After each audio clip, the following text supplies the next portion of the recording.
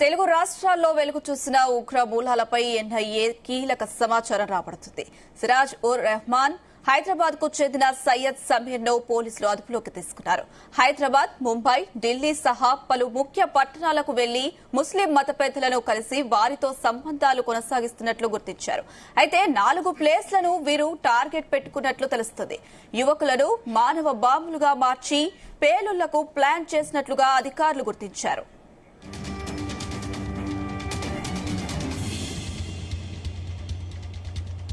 Right, ఇదే అంశానికి సంబంధించి మరిన్ని అప్డేట్స్ మా క్రైమ్ బ్యూరో చీఫ్ రవితేజ అందిస్తారు. రవితేజ, ఐసిస్ తో సంబంధాలు పెట్టుకున్నటువంటి 2 టెర్రర్ లింకుల నిందితుల వ్యవహారం పైన పూర్తి స్థాయిలో కూపిలాగే ప్రయత్నం చేస్తా ఉన్నారు కౌంటర్ ఇంటెలిజెన్స్ అధికారులు. సిరాజ్ ఉర్ రెహమాన్ విజయనగరం కి చెందినటువంటి వ్యక్తి, హైదరాబాద్ కి చెందినటువంటి సయ్యద్ సమీర్, ఇద్దరిని అదుపులోకి తీసుకున్నటువంటి పోలీసులు వీళ్ళు హైదరాబాద్, ముంబై, ఢిల్లీతో సహా ముఖ్య పట్టణాల్లో ముస్లిం మత పెద్దలతో కలిసి 4 చోట్ల వీళ్ళు బాంబ్ బ్లాస్ట్ కి పాల్పడేటువంటి ప్రయత్నం చేశారు. 4 చోట్లను వీళ్ళు టార్గెట్ గా లక్ష్యంగా పెట్టుకున్నారన్నట్టుగా కూడా సిఐసిఎల్ విచారణలో బయటకు వచ్చింది. యువకులను మానవ బాంబుల కిందకి మార్చి ఈ పేలుళ్లకు ప్లాన్ చేసినట్టుగా కూడా అధికారులు విషయాలన్నీ కూడా వారి నుంచి రాబట్టినట్టుగా తెలుస్తుంది. ముందుగా బాంబు తయారీ చేయాలని నిర్ణయించుకోవడము, అమెజాన్ ద్వారా పేలుడు పదార్థాలని కొనుగోలు చేయడము, జాతీయ దర్యాప్తు సంస్థ, హైదరాబాద్ ఇంటెలిజెన్స్ వర్గాలు సిరాజ్ పై నిఘా పెట్టడము, సిరాజ్ అంతర్జాలంలో పేలుడు పదార్థాలు కొనుగోలు చేస్తున్నాడని గుర్తించి నిఘా వర్గాలు మరింత అప్రమత్తమయ్యి ఈ సిరాజ్ మరో యువకుడు సయ్యద్ ఇంటి పైన ఈ సోదాలు నిర్వహించడం జరిగింది. సోదాలు నిర్వహించినప్పుడు భారీగా ఎక్స్ప్లోజివ్ మెటీరియల్ అంతా కూడా స్వాధీనం పరుచుకొని వీరిని అరెస్ట్ చేసి 14 రోజులు రిమాండ్ తరలించడం జరిగింది. 7 నెలల క్రితం విజయనగరం వచ్చినటువంటి సిరాజ్ ఇక్కడ నుంచే ఈ కార్యకలాపాలు కొనసాగిస్తున్నట్టు పోలీసుల విచారణలో బయటపడింది. విజయనగరం 2వ పట్టణ పోలీసులు సిరాజ్ ఇంటిపై మెరుపు దాడి చేసి అతన్ని అరెస్ట్ చేసి ఉగ్రకుట్రలో భాగంగా పేలుళ్ల కోసం కొనుగోలు చేసినటువంటి పదార్థాలను సిరాజ్ నుంచి స్వాధీనం పరుచుకొని అతన్ని న్యాయస్థానంలో ప్రొడ్యూస్ చేయడంతో కోర్టు 14 రోజుల రిమాండ్ విధించింది. ఉగ్ర కార్యకలాపాలు బయటపొక్కకుండా సిరాజ్ బృందం ప్రత్యేకంగా సిగ్నల్ యాప్ ద్వారా ఒక గ్రూప్ ని ఏర్పాటు చేసుకున్నట్టుగా కూడా సిఐసిఎల్ గుర్తించడం జరిగింది. ఈ గ్రూప్ ద్వారా ఏడాది నుంచి కార్యకలాపాలు ముమ్మరం కొనసాగిస్తున్నట్టు ప్రత్యేక నిఘా వర్గాలు వీరిద్దరి సెల్ ఫోన్లను స్వాధీనం పరుచుకొని వాటిలో ఉన్నటువంటి సమాచారాన్ని అంతా కూడా వీటి వెనుక ఉగ్ర మూలాలు ఎంతవరకు ఉన్నాయంటూ కూడా తవ్వితీసేటువంటి ప్రయత్నం చేస్తా ఉన్నారు. సిరాజ్ సమీర్లు ఏడాది కాలం ఎవరెవరితో మాట్లాడారు, సిగ్నల్ యాప్ లో ఏర్పాటు చేసినటువంటి బృందంతో ఎవరెవరు ఉన్నారు, వారు ఎక్కడున్నారు, వీరితో లింక్ ఎలా కలిసిందో అనే ఒక అంశాలపై కూడా పోలీసులు ఆరా తీస్తా ఉన్నారు. మరింత సమాచారం రాబట్టేందుకు నిందితులను కస్టడీ కోరుతూ పోలీసులు న్యాయస్థానంలో ఒక పిటిషన్ కూడా దాఖలు చేయడం జరిగింది. సిరాజ్ సమీర్ పోలీస్ కస్టడీపై సాంకేతిక అంశాలను న్యాయస్థానం పరిస్థితున్నట్లు కూడా తెలుస్తోంది. కస్టడీకి ఒకవేళ కోర్టు అనుమతి ఇచ్చినట్టయితే వీళ్ళు ఏడాది పాటు ఈ గ్రూప్ ని ఏర్పాటు చేసి ఇతర రాష్ట్రాలకు చెందినటువంటి యువకులను సైతం దీంట్లో ఇంక్లూడ్ చేసి నిత్యం కన్వర్సేషన్ చేశారంటూ కూడా ఈ అంశం వెలుగులోకి వచ్చింది. పేలుళ్ల కుట్ర కేసు దర్యాప్తు కోసం జాతీయ దర్యాప్తు సంస్థ ఎన్ఐఏ సైతం దీంట్లోకి ఇన్వాల్వ్ అయ్యేటువంటి అవకాశం ఉంది.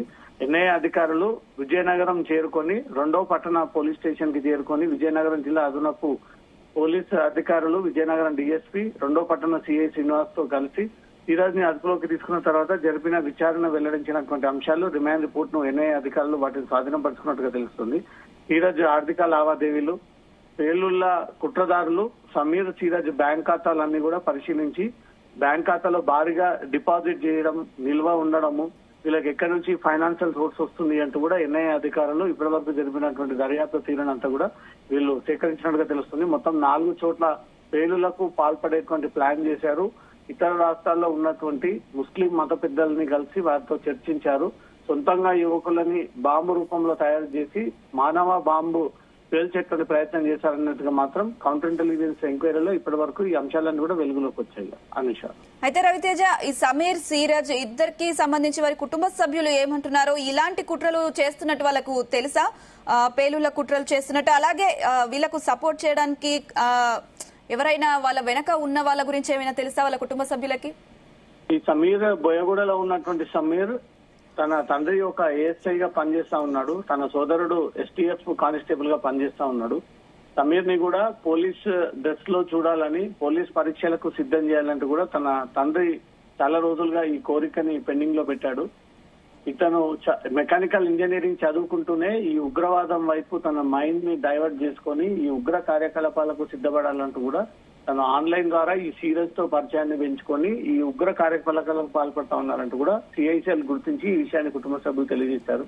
వాళ్ళ పట్టుబడ్డటువంటి సమీర్ సోదరిని వాళ్ళ కుటుంబ సభ్యులు తన కొడుకు అలాంటి వాడు కాదు, తను చదువుకునేటువంటి ఉన్నత విద్యావేత్త, తనకు చదువు తప్ప ఇలాంటి కార్యకలాపాలు తెలియదు, కానీ ఎవరో తన కొడుకుని ఇరికించేటువంటి కుట్ర జరిగింది, వేరే వ్యక్తులు తన కొడుకుతో మాట్లాడినటువంటి వెంటనే తను కూడా ఈ ఉగ్ర మూలాలపై టెర్రర్ లింక్స్ కోసం పనిచేస్తా ఉన్నాడంటే ఒక ప్రచారం సాగుతా ఉంది. దీనిపైన ప్రాపర్ ఎంక్వైరీ చేయాలి అంటూ మాత్రం కుటుంబ సభ్యుల నుంచి డిమాండ్ వ్యక్తం అవుతా ఉంది. ఈ శ్రీరాజ్ సమీర్ ఇద్దరి వెనక నుంచి ఎవరిని వీళ్ళు ఆపరేట్ చేస్తా ఉన్నారు, సౌదీ నుంచి ఆపరేట్ జరుగుతుంది అనేది కూడా కొన్ని కదలికలను పోలీసులు గుర్తించారు. ఆ సౌదీ నుంచి ఐసీసీ ఉంది, ఆన్లైన్ ద్వారా ఈ డెలివరీ టిఫిన్ బాక్సులు, పౌడర్స్, ఈ పేలుడు పదార్థాలన్నింటినీ కూడా అతనే ఫైనాన్షియల్ గా వీరి అకౌంట్స్ కి పంపిస్తా ఉన్నట్టు కూడా గుర్తించి అకౌంట్స్ అన్నిటిని కూడా పరిశీలిస్తా ఉన్నారు.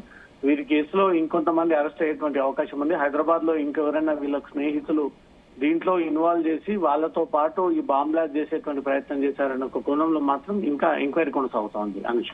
Right Raviteja, thank you.